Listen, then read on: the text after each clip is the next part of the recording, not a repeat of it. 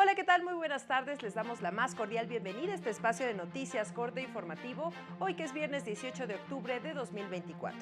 Soy Lorena Sánchez Cabrera y tendré el gusto en los próximos minutos de presentarle la información más reciente del Poder Judicial de la Federación junto a mi compañera Eusiris Rostro en la interpretación en lengua de señas mexicana. Hola, Eusiris. Y es así como iniciamos. Constitucional disposición del ISSSTE que fija plazo de 15 años mínimo de cotización para obtener una pensión. La JUFED llevará a cabo una nueva consulta para determinar si mantiene o levanta la suspensión el lunes 21 de octubre. Recuerdan que incumplir con suspensiones de la reforma judicial puede ser sancionado con prisión, multa e inhabilitación. Iniciamos con la información. La Suprema Corte publicó la sentencia del Pleno en la controversia constitucional 187/2020, en la que invalidó el decreto que reformó diversos artículos de la Constitución de Baja California relativos a la organización, funcionamiento y competencia del Poder Judicial del Estado, así como de diversos órganos de impartición de justicia. Lo anterior por no dar la debida intervención al Poder Judicial, como lo establece la Constitución y Ley Orgánica del Poder Legislativo Estatal, pues el decreto reformaba y derogaba preceptos que repercutían directamente en la independencia y autonomía judicial, lo que se tradujo en una violación de carácter invalidante. La Corte destacó que es relevante que el Poder Judicial del Estado pueda acudir a presentar sus opiniones o alegatos ante la Cámara de Diputados, con el propósito de que el producto legislativo sea resultado de un ejercicio democrático de deliberación en el cual por lo menos se escucha al representante del Poder Judicial. La primera sala de la Corte estableció que la demora en el dictado de una sentencia de primera instancia en el procedimiento penal acusatorio se justifica cuando el retraso se debe a la interposición de medios de impugnación como parte del ejercicio de la defensa, por lo que dicha circunstancia no vulnera el principio de inmediación ni trae como consecuencia la reposición de toda la audiencia de juicio ante un tribunal diferente. Explicó que si bien la dinámica del proceso acusatorio amerita que la sentencia se emita en el menor tiempo posible, esto no implica sacrificar los recursos legales o constitucionales que la defensa considere necesarios para elaborar su estrategia en el caso, con el fin de respetar el derecho del imputado a una defensa adecuada. En este caso también se vulneraría el derecho de impugnación y el acceso a un recurso judicial efectivo. La segunda sala de la Corte determinó que el artículo 73 de la ley del ISSSTE se apega a la Constitución y al convenio 102 de la Organización Internacional del Trabajo, que establece las normas mínimas en materia de seguridad social. La mencionada disposición precisa que el trabajador debe haber cotizado por lo menos 15 años para tener derecho a una pensión. Dicha norma fue impugnada por una mujer, a la que se le negó la pensión por viudez debido a que el servidor público fallecido no cotizó los 15 años. La sala precisó que en este supuesto, el ISSSTE está obligado a garantizar una prestación reducida, la cual se acredita con el otorgamiento de una indemnización global. En este caso, la segunda sala determinó que si la viuda reclamó una pensión por viudez y no procedió, lo que corresponde es conceder el amparo para que la autoridad responsable se pronuncie sobre el pago de la indemnización global a favor de la viuda. Y este viernes la JUFED lleva a cabo una nueva consulta entre sus agremiados para determinar si levantan o mantienen la suspensión de actividades. Ello a pesar de que el Consejo de la Judicatura Federal ordenó reanudar labores en todos los tribunales y juzgados del país. En el Palacio de Justicia de San Lázaro, 56 de 63 órganos jurisdiccionales se inclinan por mantener la suspensión. Y sobre esto, nuestra compañera Laura Murillo se encuentra dando seguimiento a las manifestaciones de las y los trabajadores del Poder Judicial que exigen respeto a sus derechos. Muy buenas tardes, Laura. Adelante con tu reporte. Muy buenas tardes. Justamente informar que cerca de cumplir los 2 meses de protesta, trabajadores del Poder Judicial de la Federación este viernes conformaron una mesa de trabajo en el edificio de San Lázaro para plantear una propuesta ante partidos políticos para integrarla en las leyes secundarias de la reforma judicial, así como para elaborar un escrito que dé contestación a la postura del Consejo de la Judicatura Federal respecto a la suspensión de labores. Vamos a escuchar. Señalaron que no tenemos ningún sustento jurídico para estar llevando a cabo estas actividades. Eso es justamente lo que vamos a proceder a darle contestación al Consejo y llevarles un escrito. Indicaron que están a la espera de conocer los resultados de la consulta que realiza la JUFED respecto al paro. Mientras tanto, en un censo realizado a las y los trabajadores, una gran mayoría se manifestó a favor de mantener la suspensión de labores. Escuchemos. Ustedes saben que las situaciones cambiaron por el tema de la tómbola. Se vivió un momento catastrófico para cada uno de nosotros por el hecho de haberle puesto una fecha de caducidad a algo que hemos transitado desde los puestos que ustedes tienen hasta el de magistrado que forma parte de la carrera judicial. En la protesta que sostienen aquí en San Lázaro, lamentaron la postura de la presidenta Claudia Sheinbaum de no atender la resolución que ordena eliminar la publicación en el Diario Oficial de la Federación de la Reforma Judicial, pues aseguran que demuestra la carencia de Estado de Derecho. También legisladores de Movimiento Ciudadano se presentaron en el movimiento de las y los trabajadores del Poder Judicial para dar detalles de una suspensión definitiva más que se otorgó para que la reforma no se aplique. Se compromete primero a frenar la reforma para que no tenga efectos y se proteja a todos los trabajadores. Me parece vergonzoso que una reforma judicial que está planteando solamente golpear a la clase trabajadora de este país, a la clase trabajadora del Poder Judicial, no haya querido meterse ni tocar con el pétalo de una rosa a los ministerios públicos de este país. Es la información que tenemos.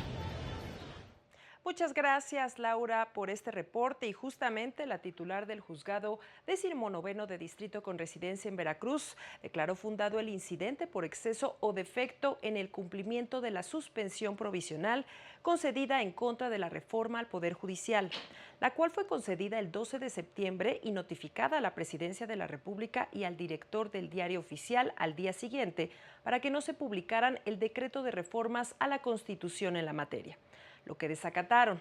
Por este motivo, fijó un plazo de 24 horas a partir de la notificación del incidente para que la Presidencia de la República y el director del Diario Oficial eliminen la publicación del Diario Oficial.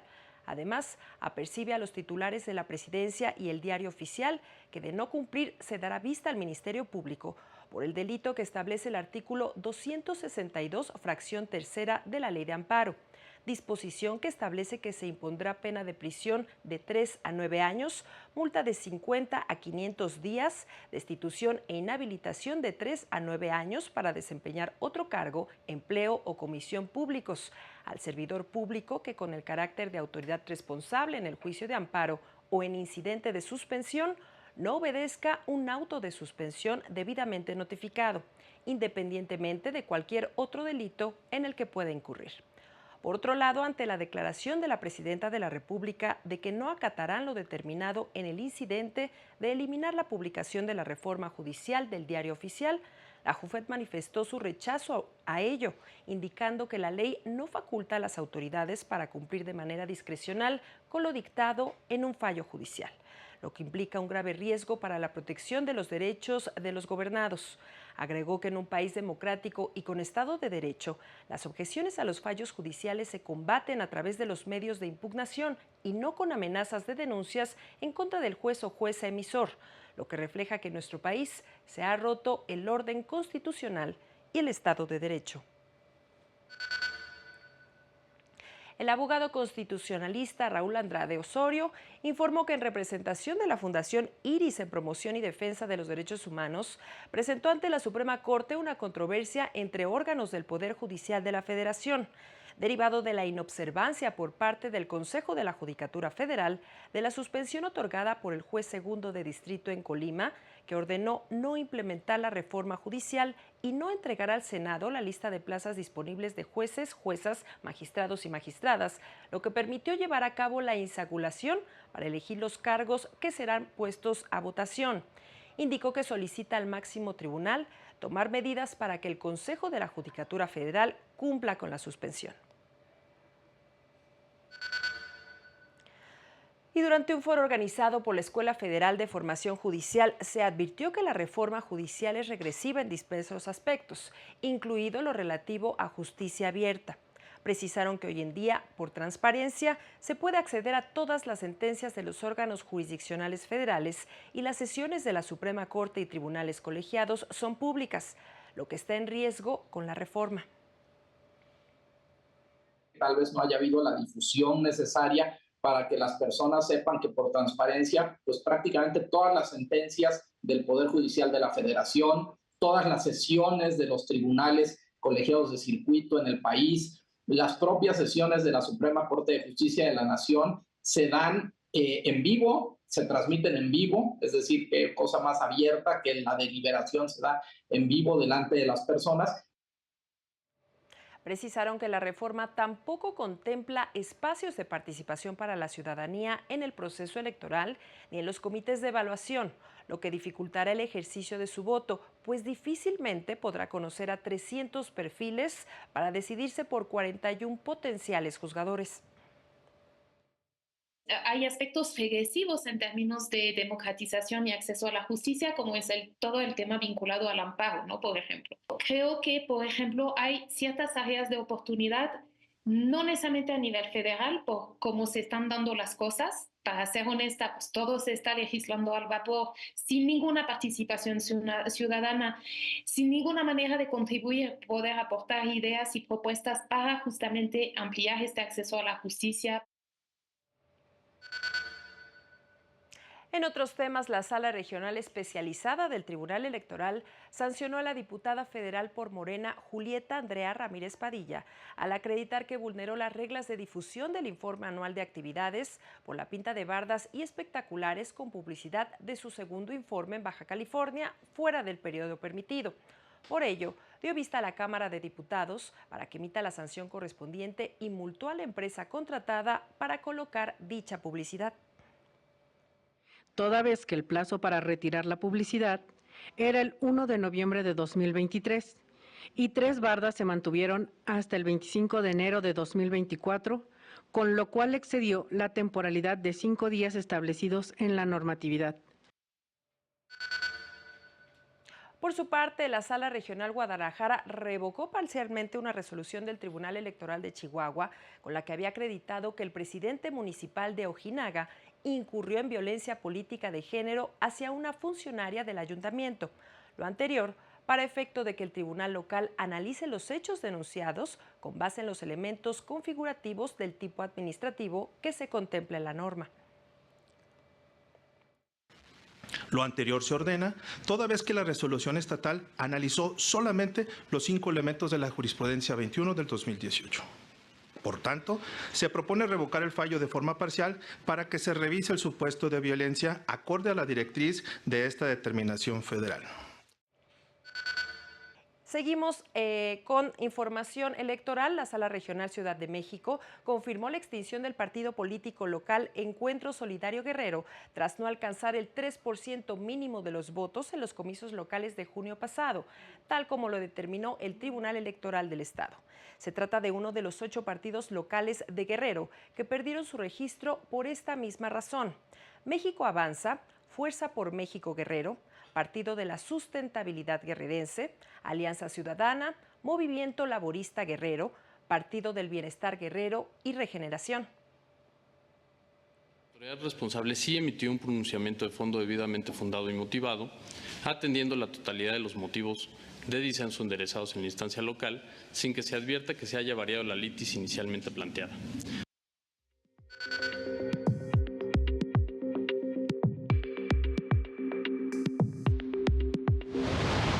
El próximo lunes entrará en operación en Tepic, Nayarit, la Unidad de Justicia Restaurativa del Poder Judicial Estatal, órgano a través del cual juezas y jueces informarán a las partes en un conflicto los beneficios del procedimiento de justicia restaurativa. El Centro Estatal de Mediación y Conciliación del Poder Judicial de San Luis Potosí cuenta con una sede alterna en la Ciudad Judicial Presidente Juárez, en la capital del estado, especializada en la atención a personas adultas mayores o con alguna discapacidad. Concluyó el diplomado en Derecho Procesal Oral, Civil y Familiar, impartido por el Poder Judicial de Zacatecas a más de 7,000 operadores y estudiantes del sistema de justicia de todo el país, con el objetivo de avanzar en la implementación del nuevo Código de Procedimientos en la materia. El Poder Judicial de la Ciudad de México cuenta con un archivo judicial que pone a disposición la consulta de expedientes y microfilms, solicitud de fotocopias y expedientes en línea, informes de testamento, búsqueda de datos y digitalización de documentos. Para el canal del Poder Judicial de la Federación, Jesús Daza. Y es así como llegamos al final de este espacio informativo, como siempre agradeciendo su compañía e invitándole a mantenerse aquí en la señal del canal del Poder Judicial de la Federación. Le invito a seguir a las 19:30 horas nuestro avance informativo y a las 8:30 de la noche el noticiario nocturno. Recuerde también este sábado a las 18:30 horas, no se pierda Semanario Judicial, resumen de noticias del Poder Judicial de la Federación, con su repetición el domingo a las 10:30 de la mañana. Soy Lorena Sánchez Cabrera y a nombre de todo este equipo le deseamos que tenga un excelente fin de semana. Hasta pronto.